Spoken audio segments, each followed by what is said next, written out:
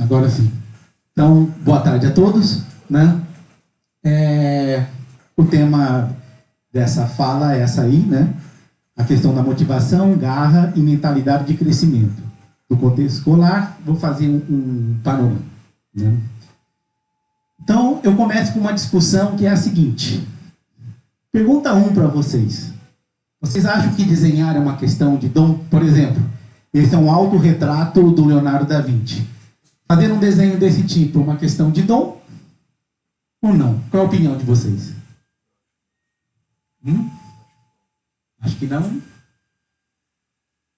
Alguém acha que sim? Que para desenhar como Leonardo da Vinci, acha que sim? É uma questão de dom, né? Então, ok. Então, reflexões para a gente pensar, né? Aqui é o Pavarotti, um cantor de ópera. Será que cantar bem é também uma questão de dom? Quer dizer, você tem que ter esse dom. Nada é radical. Certo. Eu vou apertar o botãozinho. Adivinha qual vai ser a pergunta 3 que vai aparecer aí? Isso. Ser bom em matemática também é uma questão de dom. Então, é uma questão genética. Se você nasceu com esse dom, muito bem, você pode fazer uma faculdade, uma universidade de matemática. Se não, pode desistir, porque você não tem o dom, né? Então, com relação a esse tipo de pergunta que esta palestra ela vai ser orientada, tá bom? Bem, na verdade, essa palestra, como o Vanderlei já avisou, né, ela já começou antes, porque essa pergunta, se ser um bom cantor é uma questão de dom, estava no questionário que vocês preencheram, né? Então, de fato, esse questionário ele foi elaborado por psicólogos justamente para tentar detectar em vocês qual é a mentalidade de vocês com relação a esse tipo de assunto. Ok? Como todo mundo aqui, né, os alunos já responderam, vou seguir em frente. Por que a escolha desse tema, né? Quando o Vanderlei convidou, eu falei, que tema que eu vou abordar, né? Por que a escolha desse tema? Tem 2 motivos. Primeiro, para você como aluno, eu acho que as reflexões e os conselhos, que na verdade não são dados por mim, são dados por psicólogos profissionais, são pesquisadores na área de neurociência. Então essas dicas, essas reflexões vão ser muito úteis para vocês que estão começando agora no curso de vocês. Então vocês vão usar o que esses neurocientistas dizem para a jornada que vocês estão começando hoje, né? E também como futuro professor. Seja você aluno da licenciatura, seja você aluno do bacharelado, da licenciatura com certeza vai dar aula lá na escola básica. Mas o de bacharelado, em geral, né, entra numa universidade e vai ter que dar aula também. Então, você usar isso como futuro professor. Então, é um tema que eu acho que é útil tanto para alunos da licenciatura quanto alunos do bacharelado, né? Mais ainda, né, por que o interesse nesse tema? Olha só. Nas universidades, em geral, você tem essa taxa de mortalidade.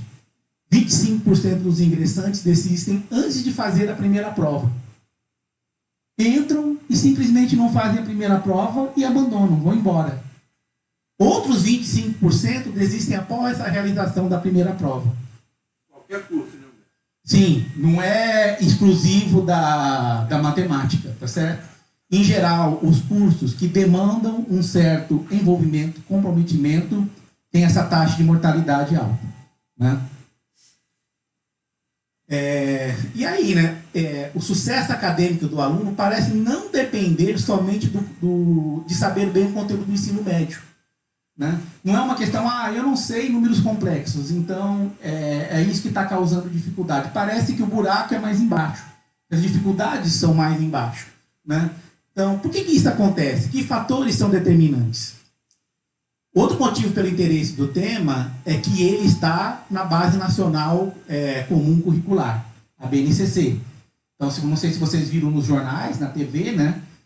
O Ministério da Educação e da Cultura tem agora essa lei, que é a BNCC, que estabelece o currículo mínimo comum que todo estudante do Brasil tem que ver, tá certo? Esse tema de garra, perseverança, resiliência, ele está na BNCC.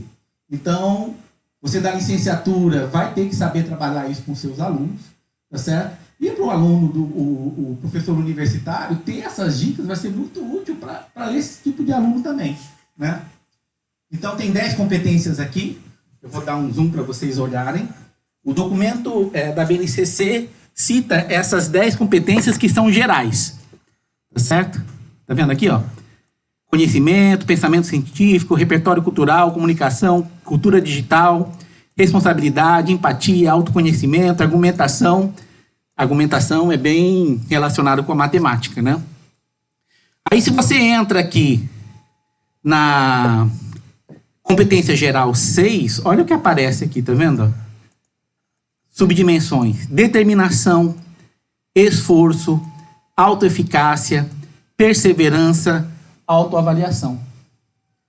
Então, são itens, são preocupações que estão no principal documento que orienta a escola básica no Brasil, né? E eu acho importante que vocês tenham conhecimento disso, por aqueles 2 motivos. Primeiro, para você usar com você mesmo, e depois que você vai ter que fazer isso com seus alunos, né? As secretarias, elas se organizam, mas tratam isso de maneira muito superficial. Então, as supervisoras do PIBID receberam lá uma orientação de 1h30 de tudo das 10 habilidades. Não ficam olhando com mais cuidado essas questões, né? Outra coisa, né? Isso não é invenção tupiniquim. Você fala, o Brasil está inventando moda, né? Então, se você vai para Singapura, certo? Que está lá no teste PISA, lá em cima, tá certo? Eles têm coisas parecidas, né? Não é uma invenção brasileira. Então, se você olha aqui, né? É um pentágono, tem as atitudes: convicções, interesse, valorização, confiança, perseverança, né? E tem a questão da metacognição, que é você ganhar consciência de como você ganha consciência, né? De como você aprende. Então, é um assunto que tem uma tendência mundial, ok? Bom, as referências principais são essas duas, né? Então, tem a Duckworth, tem a Dweck, né? Aqui da Universidade da Pensilvânia, aqui da Universidade de Stanford. Então, tem 2 palestras TED, né? Espero que vocês, na vida de vocês aqui, vocês sempre assistem uma palestra TED por semana, que você aprende muito, né? Abre a cabeça. Tá certo? Então, são vídeos de 15 minutos que você pode ter o tom, né? Ou, se você quiser uma leitura mais aprofundada, tem 2 livros, né? Então, o que eu vou falar aqui é desses 2 livros. Eu estudei parte deles. Em tópicos de educação matemática, a Magna fez seminário sobre isso. E lá no PIBID, os alunos também estão estudando isso. Por quê? Porque está na BNCC. Isso tem que ir lá para a escola básica. Está na lei, ok? E em que sentido essas coisas se relacionam com matemática? Ou será que matemática só fica com a habilidade 6, que é a argumentação? Será que matemática não tem nada a dizer a esforço, perseverança, etc? Então, são essas coisas que nós vamos discutir aqui, né? Então, olha só. O que eu vou falar aqui até me lembra, dizei uma palavra e serei salvo, né? Então, assim... aquela história que você nunca tinha pensado nisso, né? E agora o mundo mudou, porque eu estou vendo ele de outros olhos. Então é como se fosse um momento de descoberta, um momento de epifania, né? Um metaconhecimento, né? Você está olhando fora da caixa. Você está olhando fora da caixa e vendo o que acontece dentro da caixa. Então, o que é? Descobrir e saber como o seu cérebro funciona é um passo importante para aprender e se aperfeiçoar. Você estuda, mas não se preocupe em olhar distante. Você estuda, mas como o seu cérebro está funcionando nesse processo de estudo? Se de repente eu souber como isso acontece, eu posso orientar de maneira melhor a maneira como eu estudo. Ok? E isso vale para você e vai valer para o seu futuro aluno. Então, o que a gente está discutindo aqui pode ser muito útil para você quando você estiver lá na sala de aula daqui 4 anos, né? E outra coisa, né, que essas neurocientistas colocam, que o seu tipo de mentalidade, a maneira como você pensa, né, influencia fortemente no modo de como você desenvolve essas habilidades. E eu vou apresentar, então, o enquadramento teórico que essas cientistas colocaram. Né? Então, a Dweck, né, ela descreve que você tem... É claro assim, é sempre um enquadramento teórico, né? Não é nem 8 nem 800.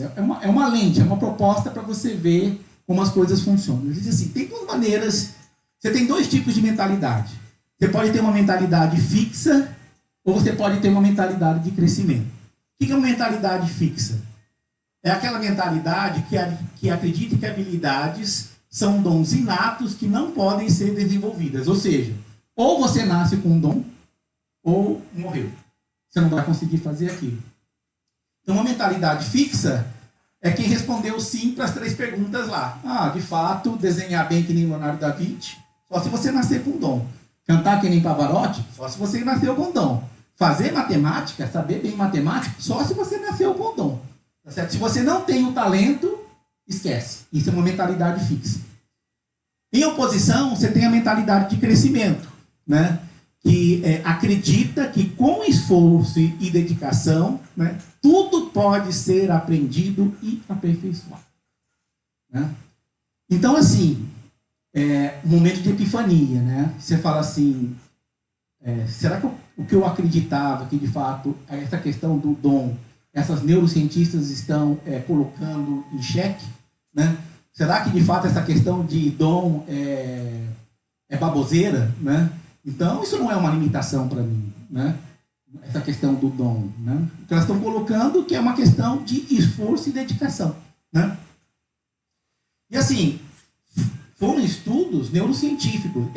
Elas mediram como que é a atividade do cérebro de uma pessoa que tem uma mentalidade fixa daquela que tem uma mentalidade de crescimento.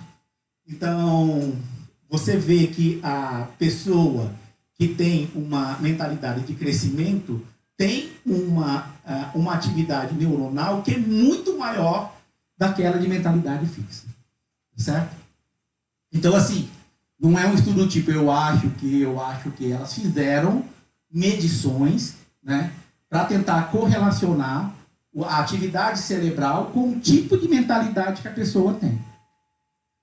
E aí, nos estudos que elas fizeram com várias pessoas, elas começaram a observar características de quem tem mentalidade fixa e quem tem mentalidade de crescimento, que eu vou colocar aqui. Então, quem tem mentalidade fixa se comporta assim. Se sentem inteligentes quando não cometem erros e quando conseguem resolver coisas que outros não conseguem. Então, alguém que tem mentalidade fixa age assim. Alguém que tem mentalidade de crescimento age de outra maneira. Se sentem inteligentes quando, com esforço, fazem algo realmente difícil que não conseguiam fazer antes, né? Ou quando se dedicam bastante a alguma coisa e começam a entendê-la. Está em cima do esforço, do crescimento. Por isso que é mentalidade de crescimento, né? Alguém que tem mentalidade fixa, após o resultado de uma prova, prefere ver as provas do que tinham as piores notas. Então, assim, em geral, esse é um comportamento que elas detectaram. Quem tem mentalidade fixa fica curiosíssimo para saber quem foi pior do que ele. Tá certo? Enquanto as pessoas que têm mentalidade de crescimento, depois de saber o resultado de uma prova, né, mesmo com pessoas com notas muito superiores, procuram corrigir suas deficiências. Quem tem mentalidade fixa, as imperfeições são vergonhosas, especialmente para os talentosos, ditos talentosos. E por isso eles preferem escondê-las, mentem se for preciso. Então isso ela detectou de forma consistente. As pessoas que têm mentalidade fixa, quando fracassam, não sabem lidar com o fracasso e começam a agir dessa forma. Começam a mentir. Né? Começam a querer colar, porque quer manter o seu status quo. Né? Poxa, eu sou bom, sou talentoso, sou um gênio, como que de repente eu me dou mal, eu fracassei. Tá certo? Aí começa a mentir para tentar manter essas aparências. Ainda ela continua, né? Mentalidade fixa. Mobilizam seus recursos não para aprender, mas para se proteger do julgamento dos outros. Mentalidade de crescimento. por relacionar em termos de aprendizado, percebem todas as diferentes formas de adquirir conhecimento. O esforço é visto como um sinal de burrice para alguém que tem mentalidade fixa. Certo? Enquanto que, para quem tem mentalidade de crescimento, o esforço é visto como uma maneira excelente de se aperfeiçoar. Você ficou a tarde inteira aí, não entendeu isso ainda, cara? Pô, tu é burro mesmo, né? Isso é uma mentalidade fixa. Né? Mentalidade de crescimento, não. Eu estou aqui ralando, mas estou aprendendo. Estou crescendo, estou crescendo, estou crescendo. Estudo para passar na prova, os de mentalidade fixa. Os de crescimento estudam para aprender. Vocês vão estudar para passar na prova ou vão estudar para aprender? Ok? É uma diferença entre as duas mentalidades. Não sabem lidar com o fracasso, né, e põem a culpa nos outros. É muito curioso, né? Quando o aluno passa, ele fala, eu passei. Quando o aluno reprova, o professor me reprovou. Essa não é uma frase típica? Né? Eu nunca falei assim, ó, o professor me passou e eu me reprovei. Nunca ouvi alguém falando isso. Né? Então, quando as coisas dão errado, as pessoas de mentalidade fixa põem a culpa nos outros. Nunca olha para o que ela fez, o que ela contribuiu para esse fracasso. Né? E os de mentalidade de crescimento veem o fracasso como uma oportunidade de aprendizagem. Né? Sim. Há possibilidade da pessoa se ver das duas formas? Sim, como nós vamos ver. Tem gente que tem mentalidade de crescimento para certas coisas, mas tem mentalidade fixa para as outras. Então, por exemplo, lá no nosso grupo teve uma colega, né, um aluno que falou, não, olha, para estudar eu tenho uma mentalidade fixa danada, mas no meu relacionamento amoroso eu tenho uma mentalidade de crescimento. Então uma pessoa pode ter os dois tipos de mentalidade dependendo da situação. Né? Aqui é um resuminho. Fizeram um infográfico, né, para mostrar essa comparação entre os dois tipos de mentalidade. Aqui. O de fixa, que é o da esquerda, evita desafios. O de crescimento abraça desafios. Fica na defensiva ou desiste. Persiste. Ignora feedback negativo útil. Aprende com a crítica. Tá certo? Qual a diferença? Como resultado, os de mentalidade fixa provavelmente se acomodam mais cedo e conquistam menos que todo o seu potencial. E os de mentalidade de crescimento atingem níveis ainda mais altos de sucesso. Tudo isso lhes dá maior senso de liberdade. Então veja, o que muda é como você considera, como você aprende, né? Se você acha que a coisa é de dom, você fica numa jaula. Se você acha que não, o seu cérebro ele é flexível, ele se exercita, quanto mais você se exercita, ele melhora, então você se libera dessa jaula, né? E aí cresce, ok? A jaula não te limita mais. Né? E aí ela coloca, né? Simplesmente, parece uma bobagem, é simplesmente você mudar a chavezinha. Não, essa coisa de dom é balela, tá certo? Os cientistas fizeram um teste e mostraram que isso é balela. Esse negócio de dom, eu não tenho dom para matemática, então não vou fazer matemática, né? Não, isso é balela, tá certo? Você tem que mudar a chavezinha do seu mindset. Não, é tudo uma questão de esforço, prática disciplinada, exercício, você consegue ir em frente, ok? Eles colocam isso, né? O simples fato de tomar conhecimento do mindset de crescimento é capaz de causar uma grande mudança na forma pela qual as pessoas pensam em si mesmas e em suas vidas. Então, disse uma palavra, mudou a chavezinha, você muda de atitude. E aí no livro nós damos vários exemplos. Vários exemplos.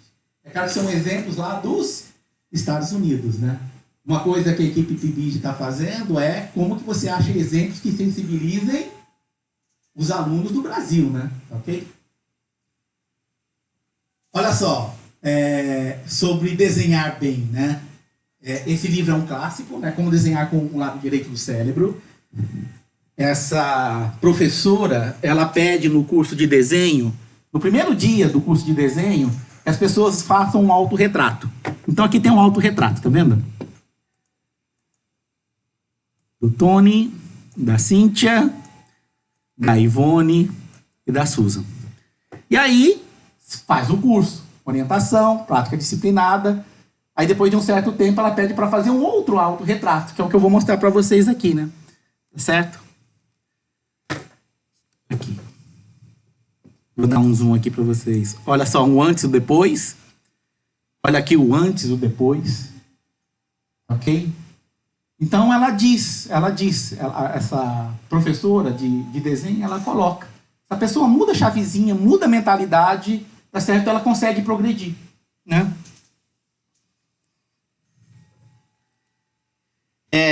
Tem o Bloom, o da taxonomia de Bloom, né? E aí ele estudou 120 pessoas que são considerados de extraordinário êxito. Então, pianista de concurso, escultores, nadadores olímpicos, tenistas de categoria mundial, matemáticos, neurologistas, pesquisadores. E o que ele conclui é isso. Não tem essa história de gênio. Nos estudos que ele fez, ele coloca, se a pessoa realmente tem a determinação, é bem orientada, ela consegue progredir tão bem quanto esses ditos gênios ou talentosos. Uma coisa que a Duckworth coloca é mitologizar o talento nato nos livra da responsabilidade. É uma consequência. Faz com que possamos relaxar e aceitar o status quo. Significa isso. Você começa a usar o talento inato como uma desculpa para não estudar. Você fala assim, e bem, matemática é uma questão de talento, de gênio, tá certo? Como eu não nasci com esse talento, eu não preciso estudar, não adianta nada, tá certo?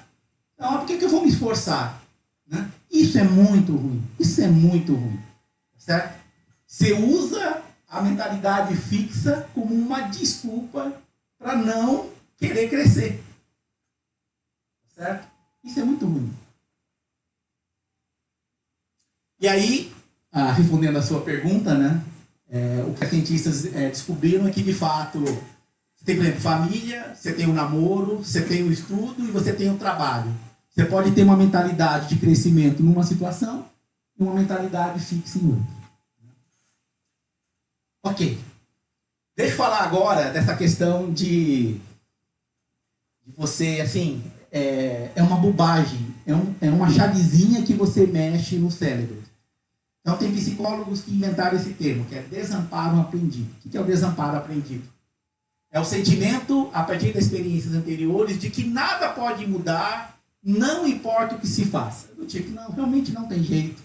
Eu estudei, não vai dar certo. Não adianta, eu não me esforcei. Não funciona. Acontece que esse sentimento pode não corresponder à realidade. E os exemplos clássicos são esses aqui, ó. Tem o exemplo clássico do elefante, né? Que é pequenininho e fica amarrado à corrente. De fato, ele, quando pequenininho, não consegue se livrar da corrente. Só que esse pensamento, ele aprende, né? Esse desamparo. Então, mesmo grande, ele acha que não consegue se libertar das correntes. Mas isso é psicológico, isso está na cabeça. Ok? Se ele muda a chavezinha e fala, não, eu consigo me livrar dessa corrente. Outro exemplo clássico é esse aqui, né? Que apareceu no Facebook. O burrinho amarrado na cadeira. Por que ele está preso na cadeira? Tá certo? É um desamparo aprendido. Desde pequenininho ele foi amarrado e tem essa impressão de que uma vez que amarrou você não consegue sair. Mas é uma coisa que está na cabeça dele. Tá certo? Se ele pensa, né? Fala, não, cara, eu posso sair daqui, né? Vou levar essa cadeira junto comigo. Né? Bem, no PIBID, isso originou com experimentos com cachorros, mas lá no PIBID me proibiram de falar do experimento com cachorros, tá certo?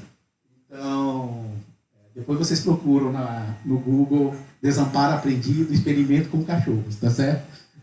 Mas as pessoas fizeram testes com isso, né? Bom, talento, esforço e prática disciplinada.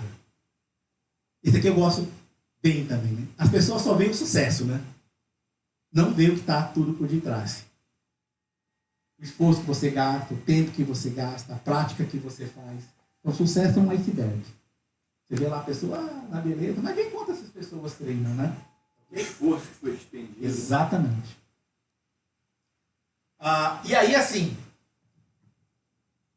eu estou colecionando exemplos para sensibilizar as pessoas com relação a essa questão de esforço. Certo? Que mesmo os ditos gênios, né, muito deles fazem um esforço, têm resiliência, esforçam. Então, vou dar exemplos aqui. Esses exemplos podem sensibilizar vocês, ou pode ser que não, né? Para mim, essa é uma das dificuldades de ensino, né? Você pode falar uma coisa que faz perfeitamente sentido para você, porque é uma referência para você. Mas se quem lhe ouve não tem aquela referência, o que você está falando não adianta nada.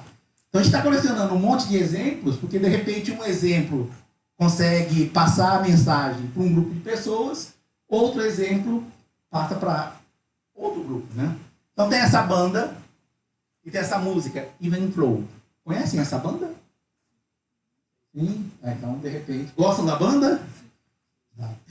Sabe quantas vezes, quando eles foram gravar essa música, quantos takes eles tiveram que ter?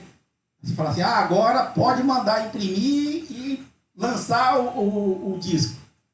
70 vezes. E eles não ficaram satisfeitos. Por que são? Porque tem aquela dedicação, tem aquela paixão, tem aquele esforço. Eu quero que essa música saia redondinha. Certo? Então, um exemplo de esforço, tá certo? Talento e prática disciplinar. Aqui vai ser um vídeo, é da Andréia Beltrão. Alguém sabe o que é Andréia Beltrão? Tá vendo? Vai ser uma referência que vai atingir outras pessoas, mas é uma atriz.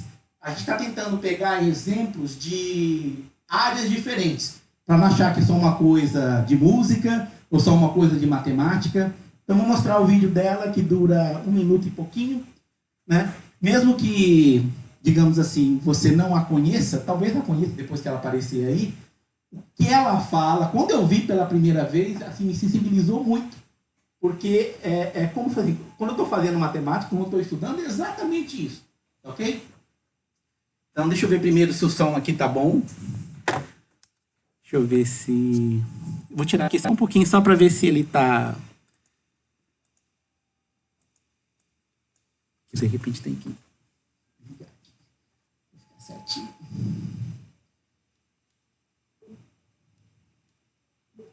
Vamos ver se liga aqui. Vamos ver se agora vai.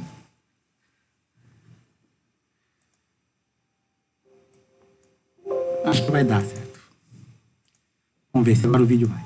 Porque para mim o ensaio de uma peça, ele tem muito a ver com o treinamento dos fundamentos do esporte. Então, por exemplo, se você vai no futebol, você vai treinar pênalti, então você vai ficar ali horas, até acertar. Quando você for jogar, você vai bater aquele pênalti lindo, né?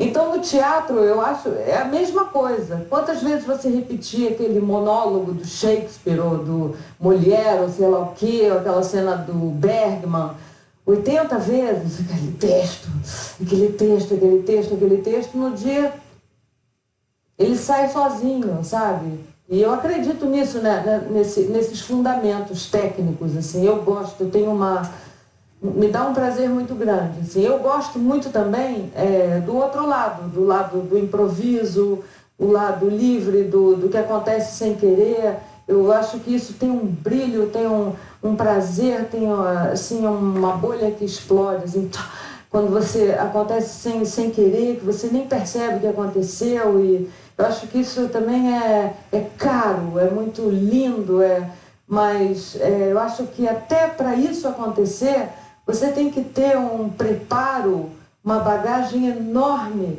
para reconhecer a beleza e a raridade de quando isso acontece e saber deixar acontecer. Para mim essa frase é perfeita, né? O treino, a dedicação, a prática, né? Você fala, mas isso é muito metódico, né? Não. Isso que lhe dá a capacidade de apreciar quando os desvios acontecem, né? Quando o inesperado acontece. Então, ouvindo isso de uma atriz, né? E, vocês vão perceber isso, né? Na vida de vocês aqui na universidade, né? Como que isso se correlaciona com a vida universitária, né? E aqui agora é o Oscar. 1.000 vezes por dia. A vida toda, não é um dia. Aqui, mês que vem, não, todo dia. É 1000 arremessos por dia. Além dos 2 treinos, né? Depois Eu bati a 10 lance livre. É, sério? Por isso que você não teve sucesso. Por isso. Por isso. Por isso que eu fui pra casa, agora estou aqui. Você sabe o que é fazer 20 arremessos de 3 sem errar? 20 arremessos de pé, eu não sei. Eu estava treinando, eu tinha feito 500 arremessos. Mas muitas vezes não ia, cara. 18, toim. 1, 2, 19, toim. 1, 2. É um terror aquilo. Mas eu só ia embora quando eu fiz. Nunca fui embora sem fazer 20. Mas um dia lá eu fiquei 1h30, velho.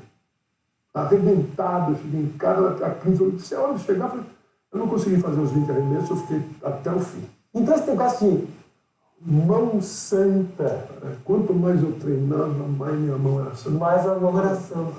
Não existe mão santa, cara. Existe treinamento. Sem treinamento, ninguém seria o que foi. Ninguém. Os grandes jogadores têm coragem. Os pequenos jogadores têm preguiça. Não sei se isso sensibiliza você, tá certo? Não sei se vocês conhecem o Oscar, né? Quem ele foi, tá certo? É um cara do basquete dizendo isso, tá certo? Às vezes você acha lá, né? Mão santa, que mão santa, nada, o cara ralou pra caramba, tá certo? O cara ralou. A ponta do iceberg, né? Você vê ele acertando lá as cestas de 3, mas não sabe o que tá embaixo, né? O quanto que ele se dedicou para fazer Você aquilo. vê as 20, mas não vê as 1000, né? Exatamente. Né? E assim, qualquer coisa profissional que você faça vai exigir essa dedicação. Vocês estão ficando profissionais. Vocês entraram numa universidade, vocês vão ser profissionais. Não é um jogo de pelada ao sábado, tá certo? Vocês entraram para o campeonato profissional de futebol. E isso exige dedicação. Ok? Se você quer ser bom naquilo, você precisa de dedicação. Né? Uma coisa que elas colocam é assim: uma armadilha é elogiar o esforço que não foi feito. Nunca faça isso. Né? Se não fez esforço, não vai querer elogiar.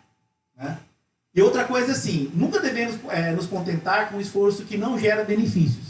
Aí você vai assim, não, mas professor, estudei a semana inteira, não deu certo. Você tem que ver o que aconteceu de errado. Será que você estava estudando certo, da maneira certa?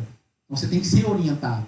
Tem que ser uma prática disciplinada, né? Um esforço mais orientado, uma orientação constante, para você ir na direção do crescimento. Né? Eu vou pular, né? Não sei se vocês já assistiram O Diabo Veste Prada. Assistiram esse filme? Não? Então tem uma cena bacana, que é essa aqui que eu vou pular, para ir mais rápido, onde a menina fica chamando, chefe, não me elogia, eu faço um monte de coisa e ela não me elogia, né? Aí você vê a conversa que ela tem com o colega de trabalho, tá certo? Acho que esse filme tem no Netflix. Né? Vou pular. A questão do fracasso. Fracasso é visto como uma coisa muito ruim. Muito ruim. Parece que fracassar você não tira nada de bom de um fracasso. Esse não parece ser o senso comum com relação ao fracasso? O que as pessoas, os grandes, colocam é que o fracasso é um dos melhores professores que você pode ter. Se você fracassa, até é ruim, não podia ter fracassado, mas você pode aprender muito com o fracasso. Né? E aí tem essa frase do Churchill. Vocês sabem quem foi Churchill? Na Segunda Guerra Mundial foi ele que segurou a barra da Inglaterra. Né? E o que ele colocou foi isso. Né? Sucesso é a habilidade de ir uma falha, de um fracasso a outro, sem perder o entusiasmo. Você tem que aprender com o fracasso. Esse aqui é do Michael Jordan. Sabe quem é Michael Jordan? Esportista. I've missed more than 9,000 shots in my career. I've lost almost 300 games. 26 times I've been trusted to take the game-winning shot and missed. I've failed over and over and over again in my life. And that is why I succeed. Isso. Tem que mudar a chavezinha. Falhou, deu errado, o que eu posso aprender com isso? O que aconteceu para esse fracasso ocorrer? Você tem que usar o fracasso como seu professor. É o que os grandes fazem. Né? Tem aqui também a Rowling, né? Sabe quem que é essa senhora? Conhecem? É a autora do Harry Potter. Aí ela foi convidada para uma formatura nos Estados Unidos. E aí o discurso para uma formatura é calibradinho, né? O que ela foi falar? Sobre a questão do fracasso. Como que ela tinha medo de fracassar e como ela, na hora que ela conseguiu lidar com isso, como ela conseguiu evoluir. Como é um vídeo de 2 minutos, eu vou pular também, que vocês acham aí na internet. Ok? Para não cansar vocês também, né? Outros 2 exemplos. No Bolshoi, essa bailarina russa, né? A seleção dos novos estudantes é feita pelas reações aos elogios e às críticas. E na NASA, ela rejeitou pessoas que apresentavam históricos de puro sucesso e selecionou as que tinham experimentado fracasso significativo e se recuperado. Certo? Pô, se você está lá na estação espacial, deu uma coisa errada, fracassou, cara, você tem que ter uma reação, vai ficar chorando, né? E apertei o botão errado.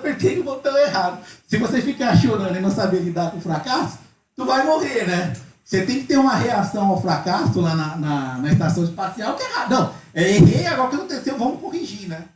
Então, como que grandes organizações já estão considerando como um quesito de avaliação como que as pessoas reagem ao fracasso, certo? É uma chavezinha, tá entendendo?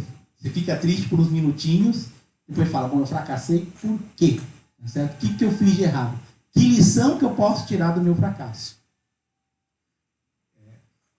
Bom, o que você pode fazer para mudar uma mentalidade de crescimento e garra? Né? Como que você muda essa chavezinha? Né? Bom, uma dica dela é conversar com o seu mindset. Né? Então, assim, não adianta negar. Você pode ter uma mentalidade que é fixa para certos assuntos. Né? Então, a primeira coisa é reconhecer, de fato, eu tenho uma mentalidade fixa para essas coisas. Esse é o primeiro passo. É você aceitar que tem essa mentalidade. Né? O segundo é o que desencadeia esse mindset fixo. Que situação que essa mentalidade fixa, né? Não vou conseguir resolver, não tenho dom para isso. Que situação, né? Que contexto gera esse mind fixo? Você tem que tentar identificar. Então aqui eu estou meio com mindset fixo. Você tem que ficar antenado a isso. Depois ele diz assim, dê um nome à sua pessoa de mindset fixo. Certo? Vai ser, sei lá, eu, Beto.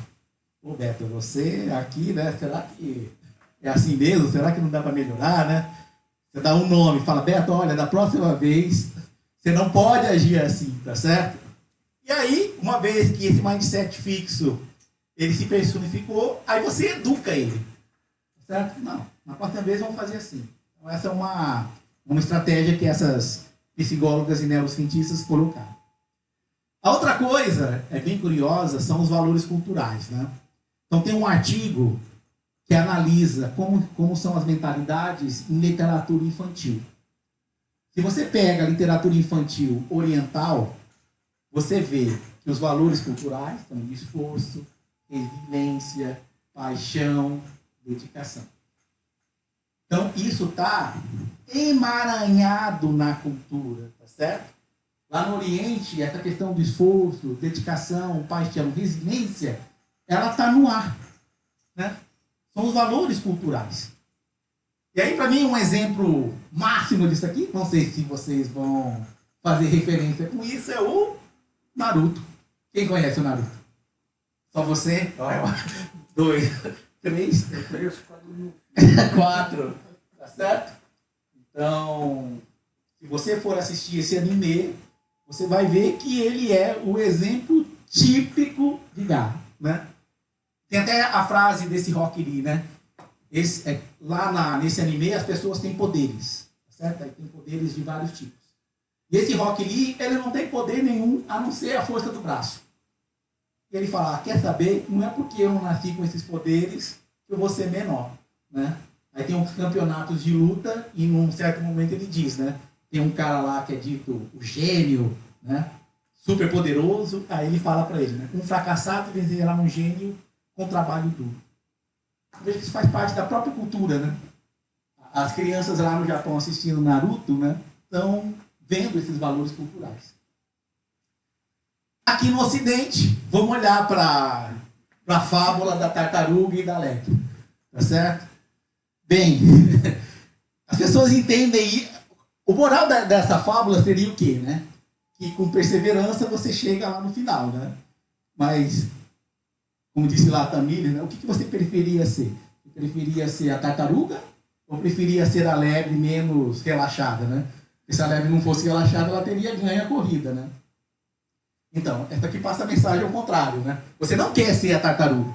Você quer ser a lebre, mas a lebre sem ser relaxado, né? Enquanto que a mensagem que quer se passar, né, dentro desse contexto do mindset, é justamente o contrário. É a questão do esforço, da dedicação, da resiliência. Né? Então, assim, a gente está coletando exemplos para tentar sensibilizar os alunos, seja lá da escola básica, né? No caso do PIBID, são os alunos da escola básica. Né? Porque eu acho que essa é a maneira de tentar, né, fisgar os alunos para perceberem isso. São valores, são personagens, né? São atletas que esses alunos reconhecem, se veem, se inspiram, né?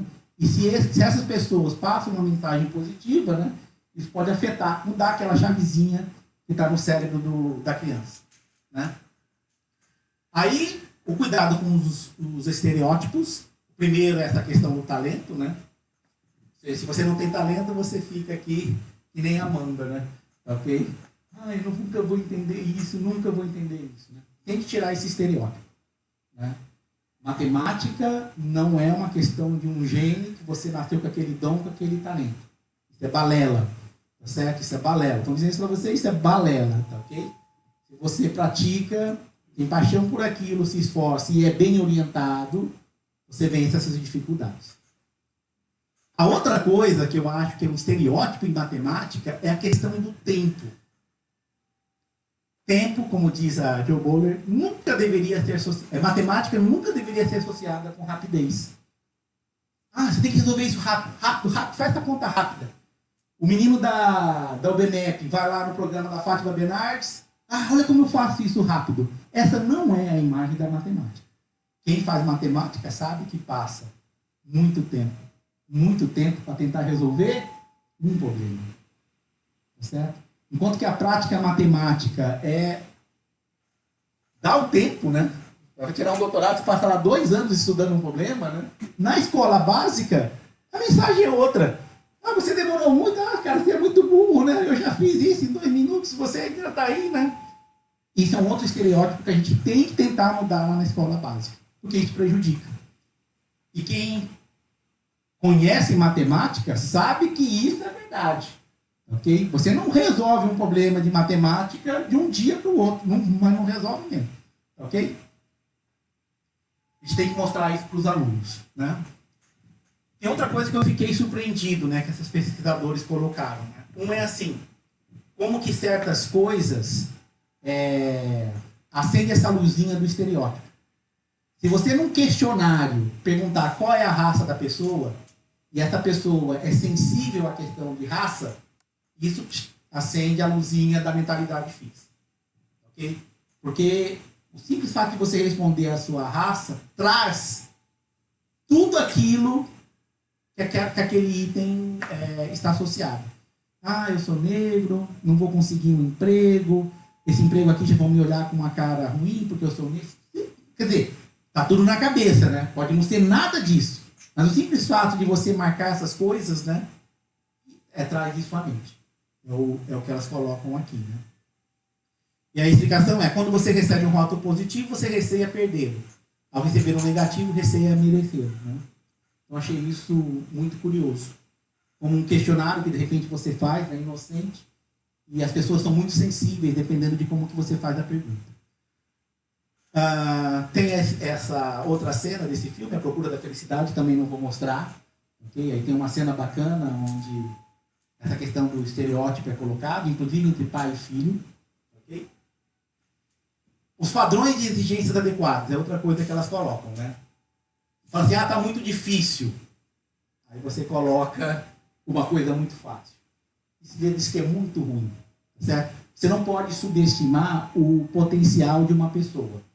Né? Então, se a pessoa tem potencial, você pede para levantar um halteres aqui com balõezinhos, você está desperdiçando o potencial. Por outro lado, você não pode exagerar, né? Não sei se vocês estão vendo aqui, tem um bebezinho com halteres. Ou seja, você tem que saber calibrar o esforço, né? O desafio, né? Na medida certa. Nem muito fácil, nem impossível. Mas sempre colocando aquele um pouquinho, sempre puxando, entendeu? Mais um pouquinho, você consegue. E aí o exemplo clássico que eles citam é dessa professora americana, né? Marva Collins, que é num bairro pobre, onde os alunos eram rotulados com problemas de aprendizado, retardo, emocionalmente perturbados, conseguiu mudar completamente o resultado dessa escola. Tem até um filme, se você procurar lá no YouTube, tem um filme contando a história dessa professora. Eu queria exemplos do Brasil, tá certo? Eu quero exemplos do Brasil. Se vocês conhecem exemplos do Brasil, acho que é isso que a gente deveria tentar colecionar para mostrar, fazer referência para os alunos, né? A outra é tenha e mantenha paixão. Para Duckworth, garra é paixão, mas perseverança. Aqui tem um coração, não está aparecendo, mas tem um coração, né? E aí, esse vídeo eu vou fazer questão de mostrar. E mostra um cara, sabe quem é Stan Lee? Stan Lee então eu vou mostrar esse vídeo de Stan Lee. I'm doing what I enjoy doing. It's like other men like to play golf, so they play golf every chance they can. So you don't say to them, how come you're playing golf today? You played last week. It was the same with me. To me, it is such fun creating characters, writing stories. It's an exciting life. And when you do something that you know the fans seem to enjoy, that gives you such satisfaction, you don't want to stop. Being interested in what you're doing. I know my father, the poor guy, it was during the Depression and he was out of work most of the time. So his life was shorter, and it was because there was nothing really that he was doing that could interest him. But I think if you do what really excites you, it just keeps you going as long as possible. Too many people don't really do what their heart's desire is, but they try to do something else because they think, well, it'll be easy to get a job or to make money. And if that happens, then when you're doing it, you feel like you're working. But if you do what you really want to do, you feel like you're playing. It's easier for you to do. And I think you have to do what you do best and what you enjoy.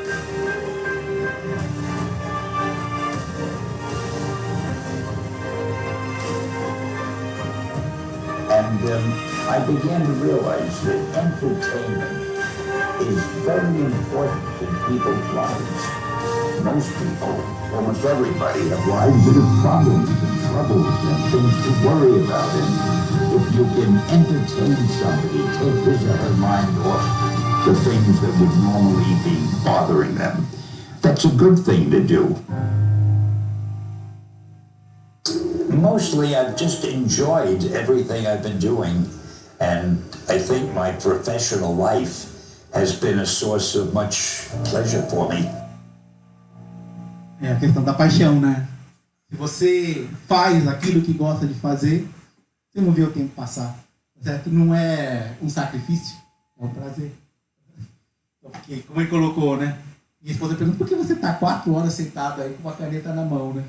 Mesma coisa de perguntar, por que você está jogando golfe se você já jogou golfe semana passada, né? Quando você faz aquilo por prazer, né? Você não vê aquilo como um trabalho, né? Uma coisa divertida, prazerosa. Então ter paixão é importante. Paixão ajuda a manter a resiliência, tá certo? Aí tem outras iniciativas, né? A própria Dweck montou um site, né, com atividades para tentar levar as crianças a ganhar esse mindset de crescimento. Tá certo? Aí ela coloca assim, você pode elaborar oficinas também. Um dos itens é do tipo assim, não estou me dando bem. O Vanderlei está se dando bem, né? Você já pensou parou para pensar o que o Vanderlei faz para ele se dar bem? Conversa com ele, vê qual a tática que ele faz, qual a estratégia que ele faz. Tá certo? Você fica comparando assim, mas não vê, né, o que a pessoa está fazendo de diferente. Você pode aprender com a pessoa. Então, colocar esse tipo de reflexão, né? Pô, O Joãozinho está indo melhor do que eu. Vê o que o Joãozinho faz. Você pode fazer também. Tá certo? Não é uma questão de higiene, é uma questão de esforço e prática disciplinar. Né? E aí no vídeo a gente está estudando essas coisas aí. Tá certo? Eu vou terminar com esse vídeo aqui, que é uma maneira de você conseguir garra em equipe. Tá certo? Não sei se vocês já viram esse vídeo aí. É a minha, acho que é a última transparência. Em equipe, garra e paixão cresce exponencialmente, né?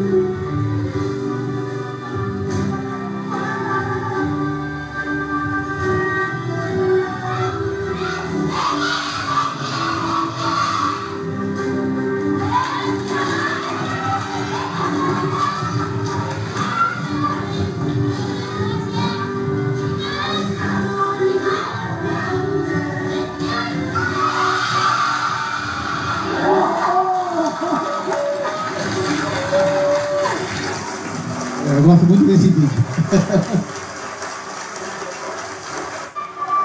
Bem, termino por aqui. Obrigado pela paciência.